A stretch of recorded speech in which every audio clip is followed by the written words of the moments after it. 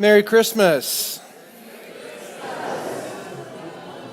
Well, I think we should start by singing a few hymns and carols. What do you think? Let's stand and, that was a good answer. Let's stand and sing Deck the Hall, number 235 in your gray hymnal.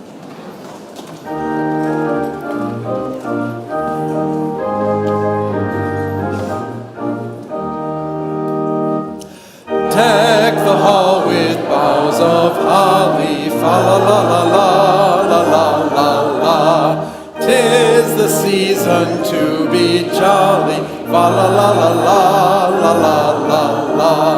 Don we now our gay apparel, fa la la la la la la la la. Troll the ancient Yuletide carol, fa la la la la la la la la. See the blazing Yule before us, fa la la la la la la la la. Strike the harp and join the chorus, fa la la la la la la la la. Follow me in merry measure, fa la la la la la la la la. While I tell of Yuletide treasure, fa la la la la la la la la. Fast away the old year passes, fa la la la la la la la la. Hail the new ye lads and lasses, fa la la la la la la la la. Sing we joyous all together, fa la la la la la la la la. Heedless of the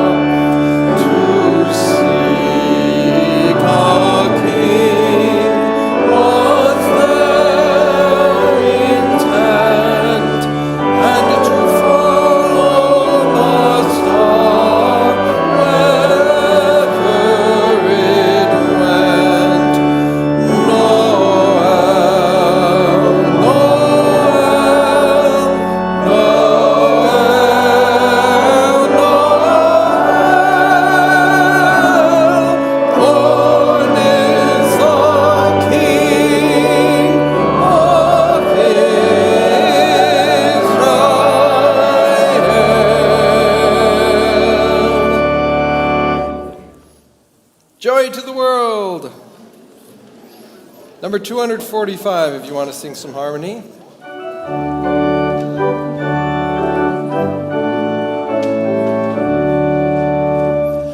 Joy to the world, the word is come. Let earth with praises ring.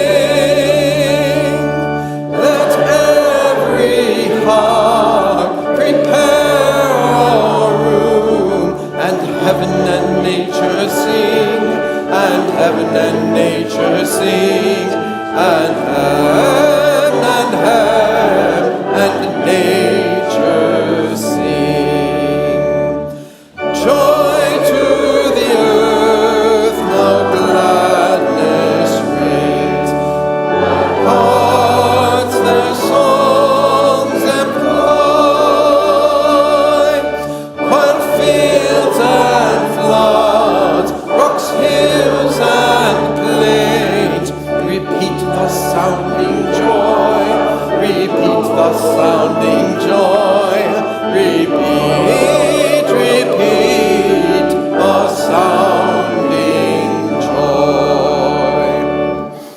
No more let sins and sorrows grow, nor thorns infest the ground. Let righteousness its glory show, as far as love is found, as far as love is found, as far as love is found.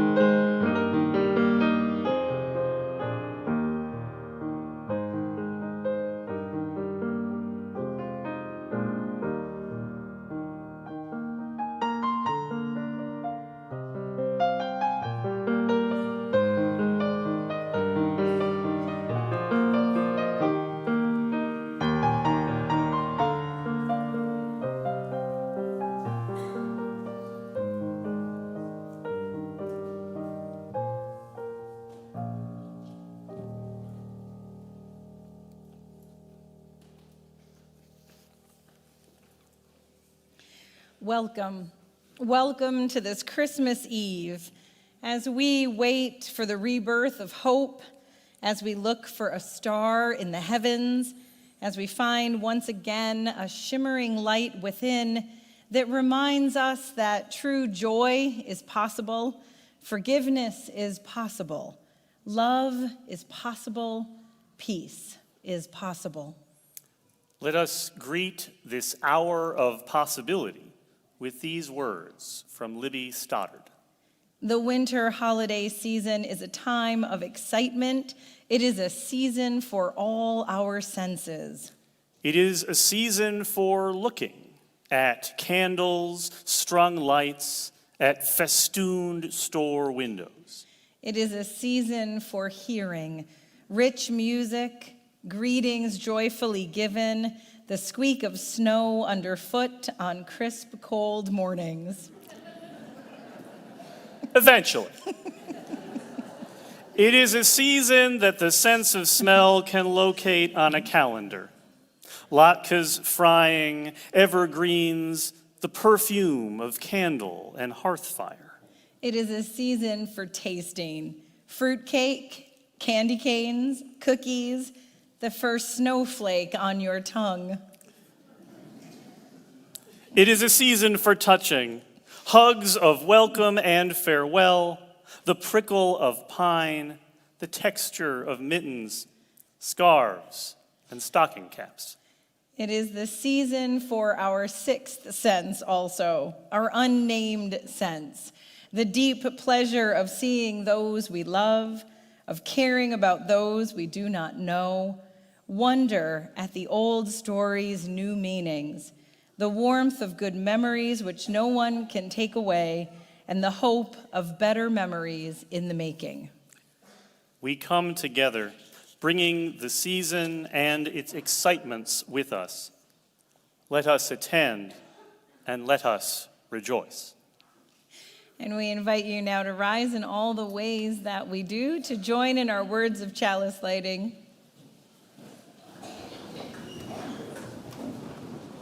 In the winter season of the year, dark and chilly, let us come into Christmas here.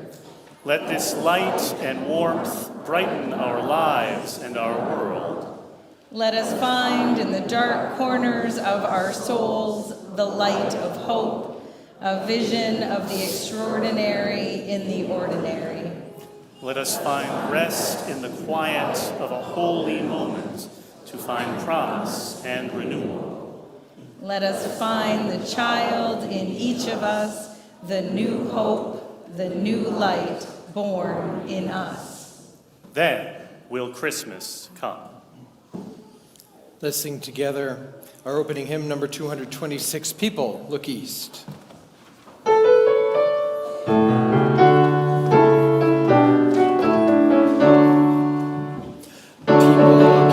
The time is near of the crowning of the year.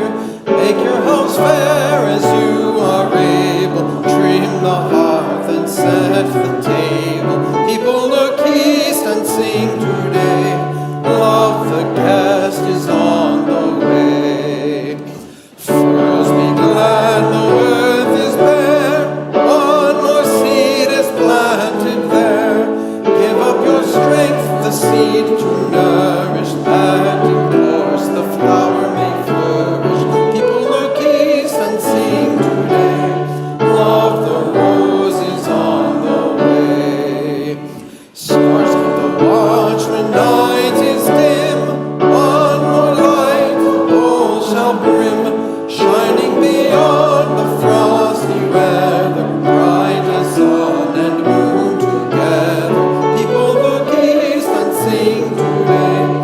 Love the star is on the way.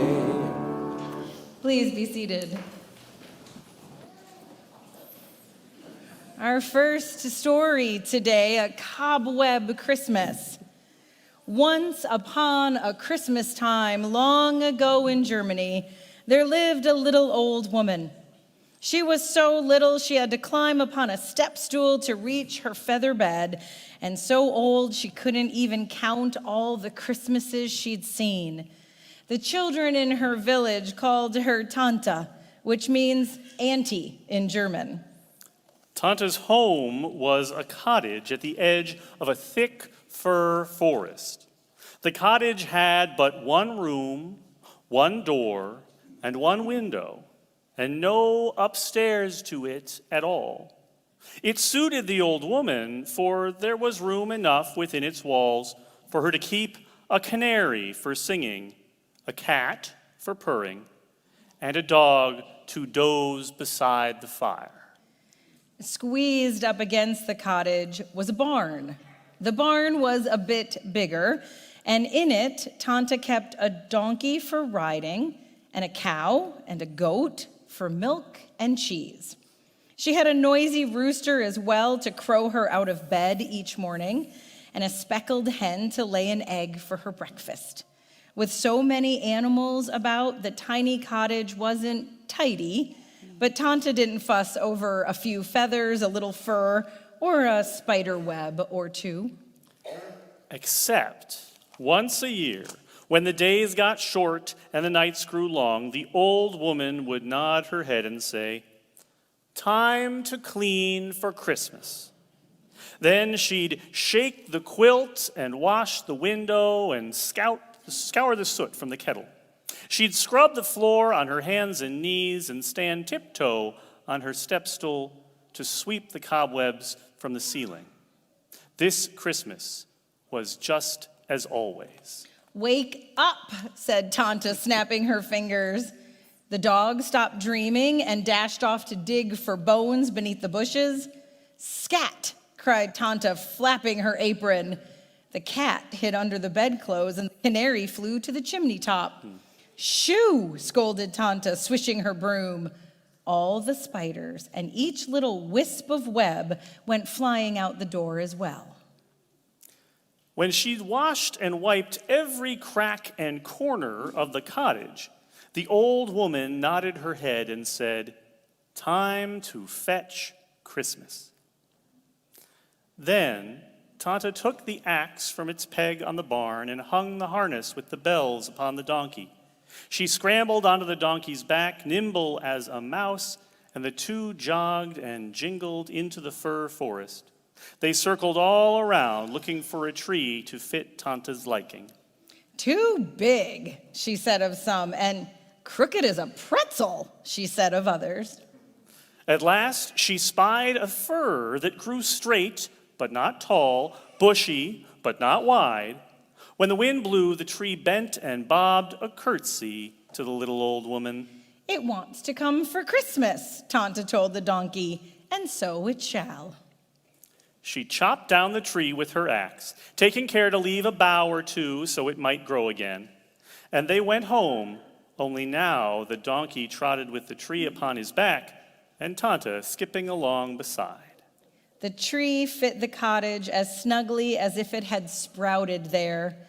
The top touched the rafters, and the tips of the branches brushed the window on one side and the door frame on the other. The old woman nodded her head and said, "Time to make Christmas." Then Tanta made cookies. She made gingerbread people. She baked almond cookies cut into crescents like new moons, and cinnamon cookies shaped like stars. When she had sprinkled them with sugar and hung them on the tree, they looked as if they had fallen straight from the frosty sky. Next, she rubbed apples until they gleamed like glass and hung these up too. Tanta put a red ribbon on a bone for the dog and tied up a sprig of catnip for the cat. She stuck bites of cheese into pine cones for the mice and bundled bits of oats to tuck among the branches for the donkey and the cow and the goat.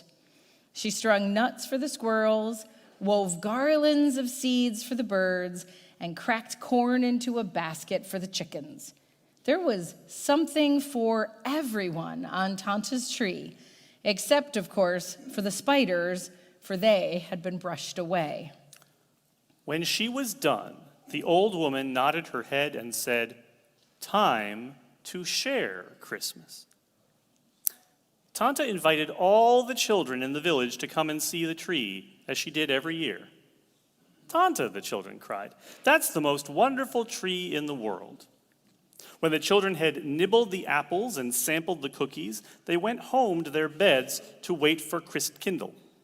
Christkindl was the spirit who went from house to house on Christmas Eve and slipped presents into the toes of their shoes. Then Tanta invited the animals to come and share Christmas. The dog and the cat and the canary and the chickens and some small, shy, wild creatures crowded into the cottage. The donkey and the cow and the goat peered in the window and steamed the pane with their warm breath. To each and every visitor, Tanta gave a gift. But no one could give Tanta what she wanted. All of her life, Tanta had heard stories about marvelous happenings on Christmas Eve. Roosters would crow at midnight, bees could hum a carol, animals might speak aloud. More than anything else, Tanta wanted some Christmas magic that was not of her own making. She sat down in her rocking chair and said, "Now it's time to wait for Christmas." She nodded and nodded and nodded her head. Tanta was tired from the cleaning and the chopping and the cooking, and she fell fast asleep. If the rooster crowed when the clock struck 12, Tanta wasn't listening. She didn't hear if the donkey whispered in the cow's ear or see if the dog danced jigs with the cat. She snored in her chair, just as always. She never heard the rusty, squeaky voices calling at her door. "Let us in." Someone else heard. Chris Kindle was passing the cottage on his way to take the toys to the village children. He listened. He looked and saw hundreds of spiders sitting on Tanta's doorstep. "We've never had a Christmas," said the biggest spider.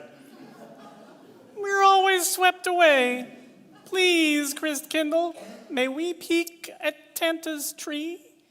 So Chris Kindle opened the cottage door a crack, just wide enough to let a little starlight in. For what harm could come from looking? And he let the spiders in as well. Huge spiders, tiny spiders, smooth spiders, hairy spiders, spotted spiders, striped spiders, brown and black and yellow spiders, and the palest kind of see-through spiders came creeping, crawling, sneaking softly, scurrying, hurrying, quickly, lightly, zigging, zagging, weaving, and wobbling into Tanta's cottage. The curious spiders crept closer and closer to the tree. 1, 2, 3 skittered up the trunk. All the other spiders followed the leaders. They ran from branch to branch, in and out, back and forth, up and down the tree. Wherever the spiders went, they left a trail behind. Threads looped from limb to limb, and webs were woven everywhere. Now the spiders weren't curious any longer. They'd seen Christmas. They'd felt Christmas, every twig on the tree, so they scuttled away. When Christkindle came back to latch the door, he found Tanta's tree tangled with sticky, stringy spider webs. He knew how hard Tanta had worked to clean her cottage. He understood how dismayed she'd be on Christmas morning, but he didn't blame the busy spiders. Instead, he changed their cobwebs into a gift for Tanta. Christkindle touched the spokes of each web with his finger. The twisted strands turned shiny gold, and dangling threads sparkled like silver. Now the old woman's Christmas tree was truly the most wonderful in the world. The rooster woke Tanta in the morning. "What's this?" she cried.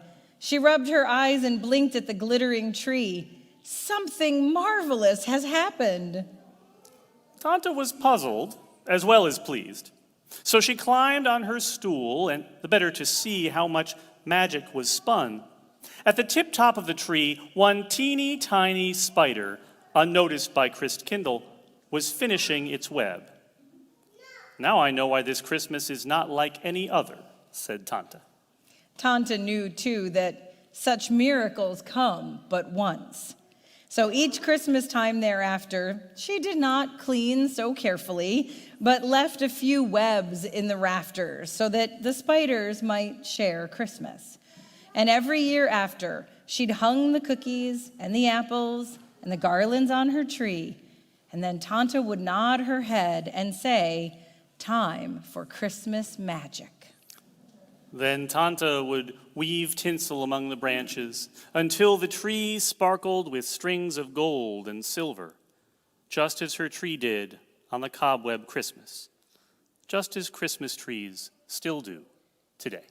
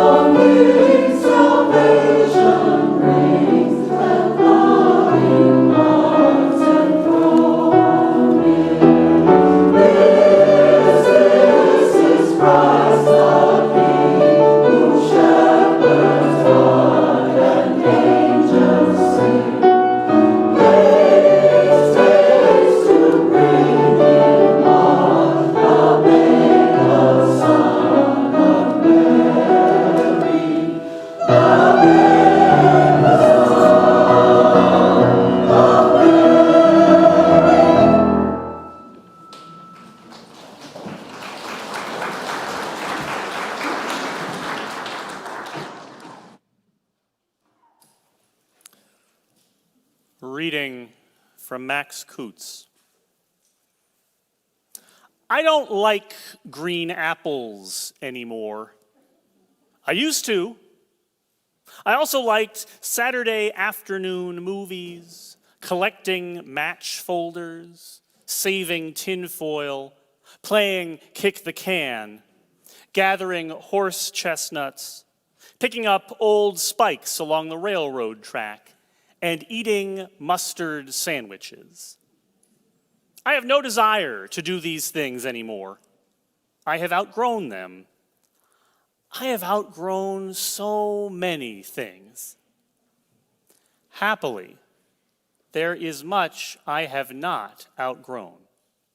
I still get pleasure, both immediate and nostalgic, from the acrid odor of beech trees on warm spring days, from the heavy sweetness of a field of buckwheat in blossom, the subtle smell of clean sawn pine boards, and the saw sound of cicada. I still fly kites, make snowballs, catch falling leaves, and read the Sunday comics. I still take delight in knocking down icicles and apples. And I have not outgrown Christmas. My growing up was in a gabled, turreted, antebellum house in an upstate village cupped in a valley in the high wooded foothills of the Appalachians. It was a village supported by a few small industries that had not yet caused pollution. It was a time when cars were as scarce as money. Kids could play safely in the streets or use vacant lots for games that were 1/4 play and 3/4 argument. Those were the days before we became affluent and lost the advantages of respectable poverty.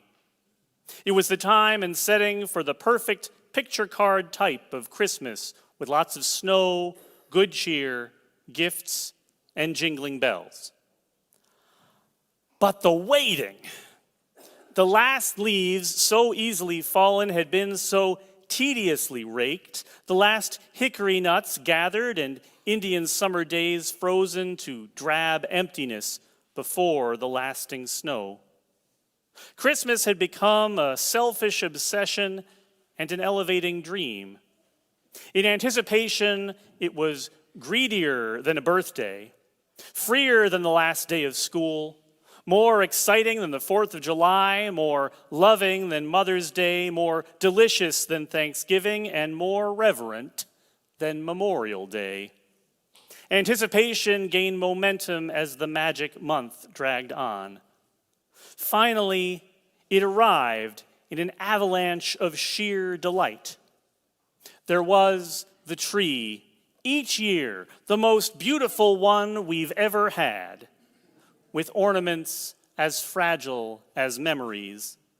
And the candy, warty peanut brittle and mouth-drying peanut butter fudge, airy divinity and ribbon candy that cut your gums, tooth-locking taffy, and stuffed dates that dried out because no one ever ate them. There was the gleam of tinsel and the annual disappointment of those black rubber boots with red drops given by a practical aunt. There was the ever-new sameness of sight and sound and taste that I have not outgrown to this day. I still hang up my stocking for Santa to fill. I still want snow for Christmas, and the tinsel trimming is just as beautiful as ever. I have seen Christmas plays performed so many times, I almost know the lines, and I like it. Now the trees are not so big, the ornaments so old, nor the anticipation quite so magical, but I've never grown too big for Christmas.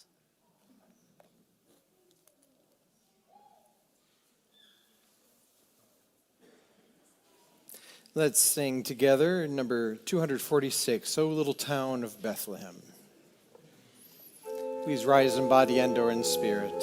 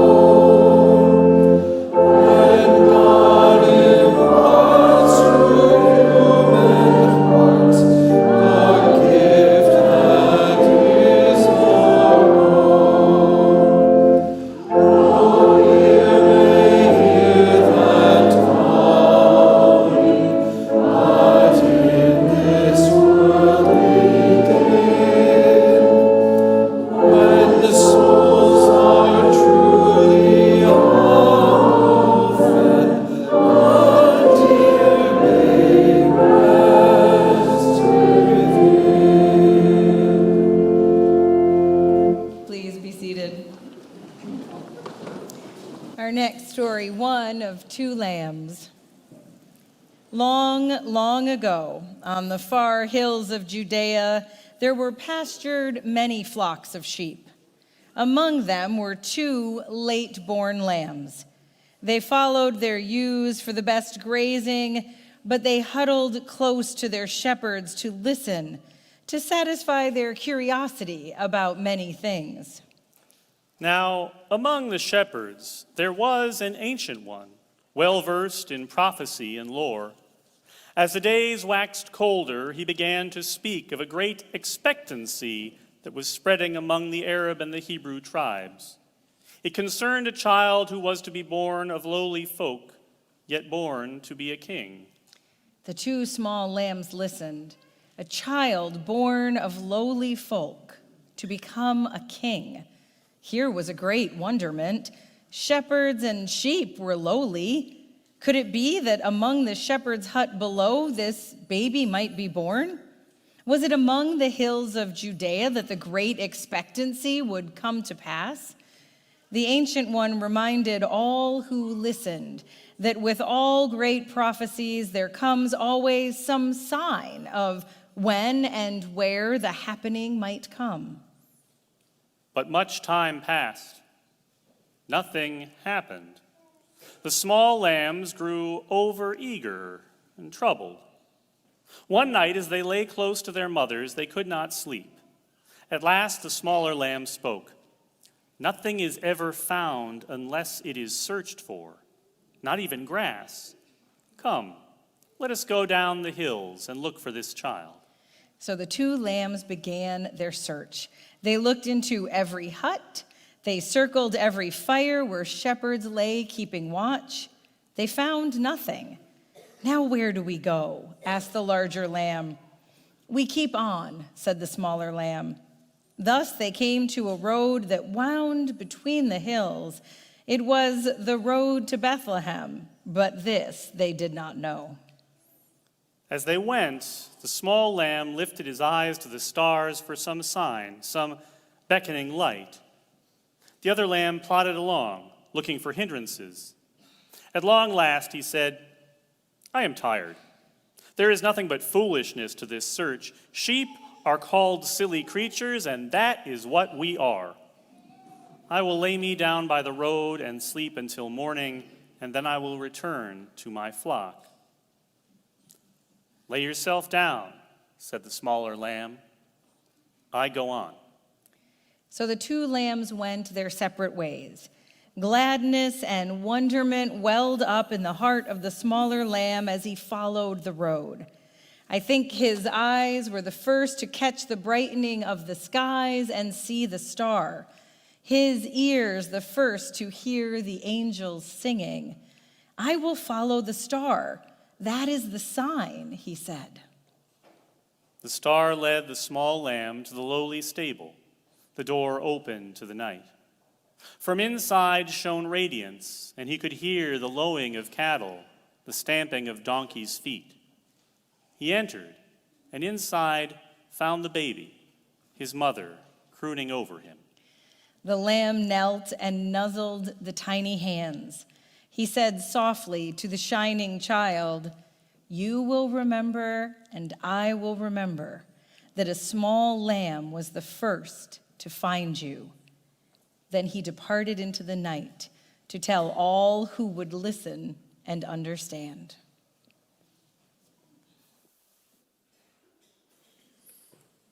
Let's stand and sing together. Hymn number 244, It Came Upon the Midnight Clear.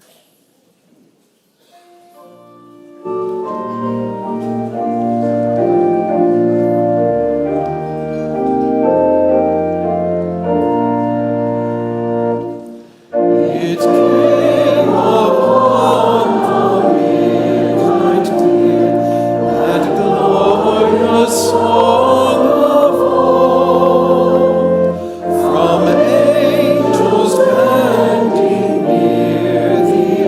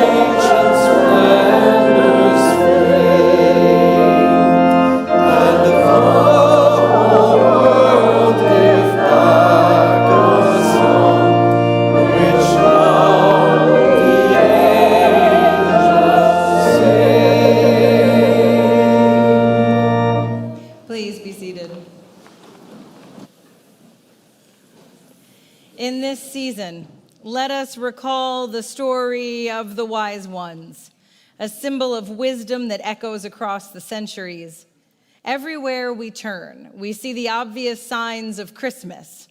Yet Christmas is far more an inward reality than outward circumstance, far more a spiritual destination than a commercial enterprise, far more an incarnation of love than disembodied divinity, far more a parable of wisdom than a story of a birth in a stable.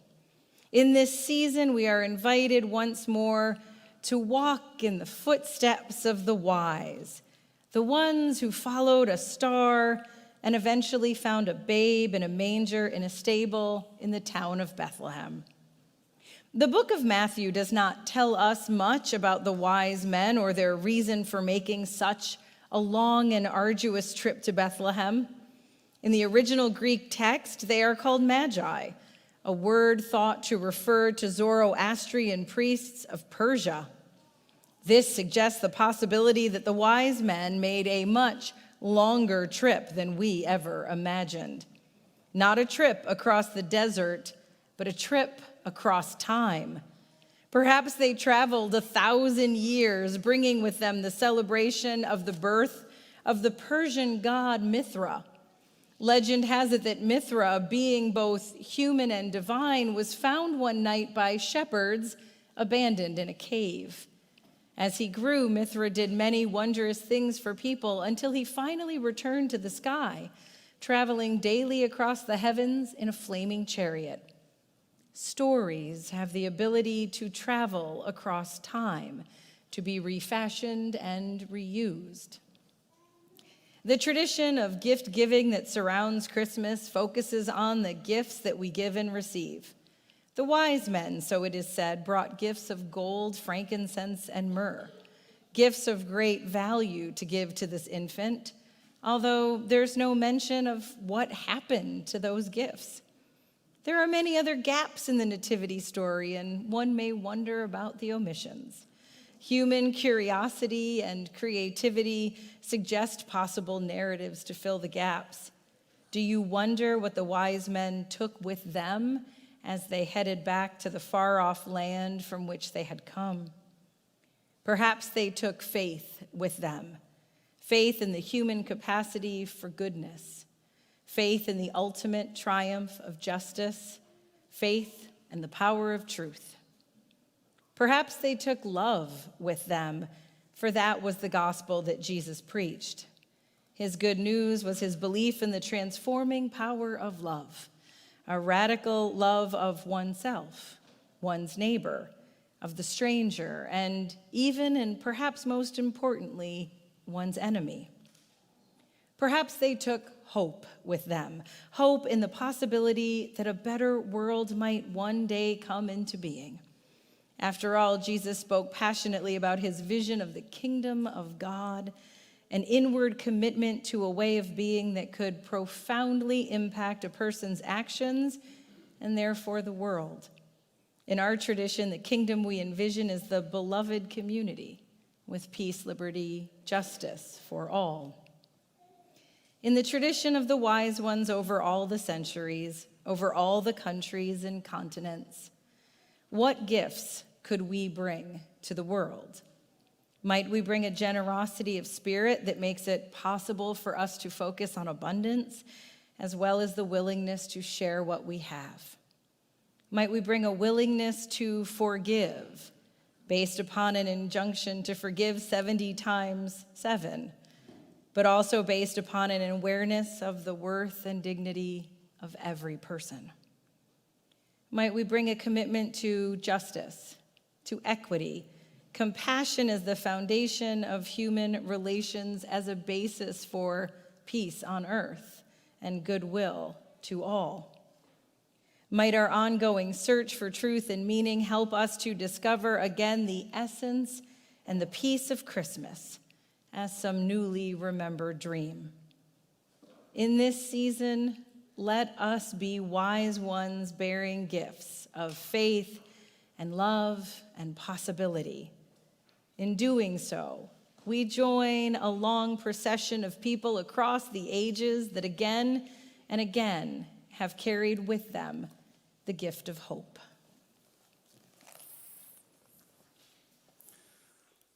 I invite you now into a time of giving and receiving, where we give freely and generously in support of the ideals we cherish. Our gifts from this and all of our holiday services provide a great deal of the funding that runs Just Dane's eviction prevention program. Sometimes the difference between a family being out on the street or staying in their home can be a little help with the rent. With your help, Just Dane and Joining Forces for Families are helping people to prevent eviction and homelessness. You'll see on the screen that you can donate directly from our website, fusmadison.org, and find the text to give information there as well. There are also baskets being passed here in the auditorium in which you may place cash or checks. We thank you for your generosity and your faith in this life we create together.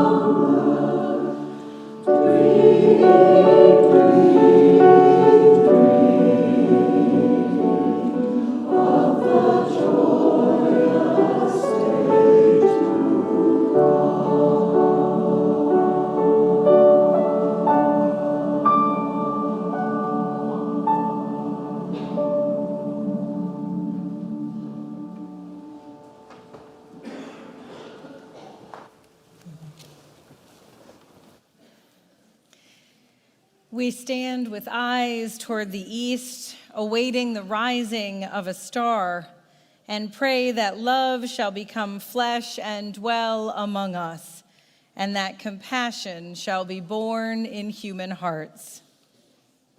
Let us be still in the darkness of our sacred space listen to the quiet around us, for even in the quiet there is the gentle being with others. Let us feel the warmth of our community, knowing we are not alone, for in the quiet shadow is the glow of life within all. Let us know in the darkness the gift each candle bears, a small flame, a diminutive light. Let the wondrous gift to kindle another's glow. Let us be in awe at this moment as we each take up the flame and light envelops this room as hope for peace and goodwill fill this night.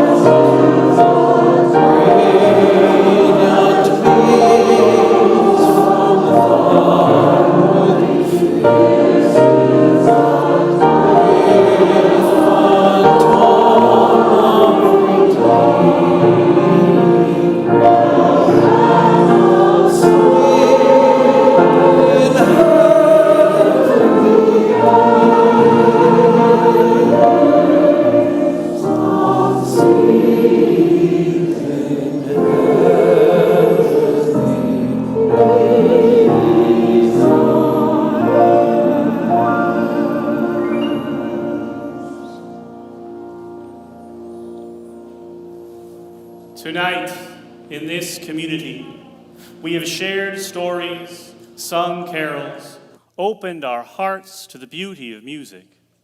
Tonight, we have turned to one another, lighting each other's candles in the dark.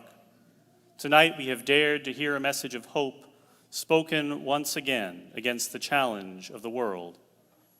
It is time now to extinguish your candles and depart, to go forward to your lives and to the world. May you carry this light with you in your heart as you go. May joy be your companion, whether you are with others or alone. May love be your strength, and may the gift of community dwell always in your heart. On this night of deep darkness and indestructible hope, we wish you peace, goodness, and joy tonight and always. Good night, Merry Christmas, peace, and goodwill to all.